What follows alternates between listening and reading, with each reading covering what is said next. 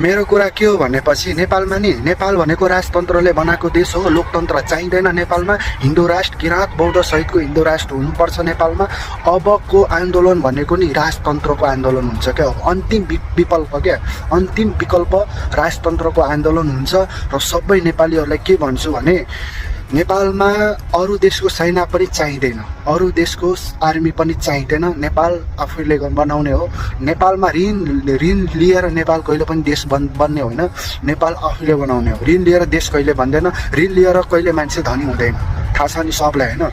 त्यही भएर भन्छु नेपालमा राजतन्त्रलाई किन हटाएको थियो र राजाले किन दरबारभित्र हत्याकाण्ड गराएको थियो, अनि राजतन्त्र किन हटाउने र हिन्दू राष्ट्र किन हटाउने, अनि नयाँ शिक्षा किन लगाएको थियो भनेपछि यो कुरा बुझ्नु होला। नेपालमा नयाँ शिक्षा जब लागू गर्दाखेरि नि त्यो बेलाको राजा महेन्द्र राजा थियो। नेपालमा महेन्द्र राजा थियो त्यो बेलाको समयमा।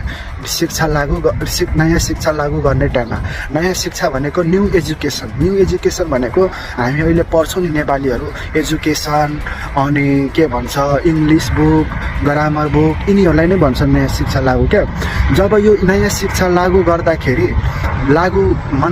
महेन्द्र राजाले मानेन। नमानेपछि दरबारभित्र 51 वर्षमा हत्याकाण्ड गरायो महेन्द्र राजालाई। अनि त्यहाँदेखि के भयो, वीरेन्द्र राजा आयो। वीरेन्द्र राजाले त्यो सम्झौता गरिदियो।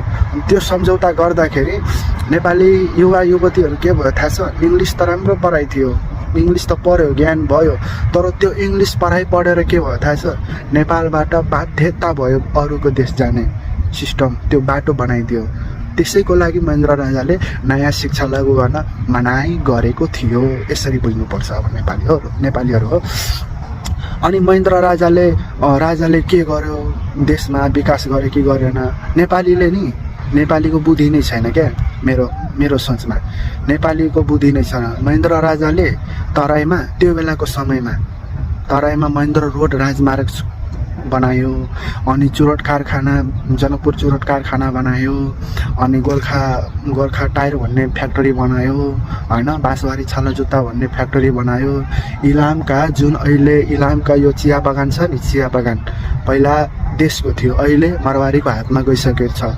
त्यहाँ काम गर्नेको नेपालीहरू हो। त्यसरी बुझ्नुपर्छ है।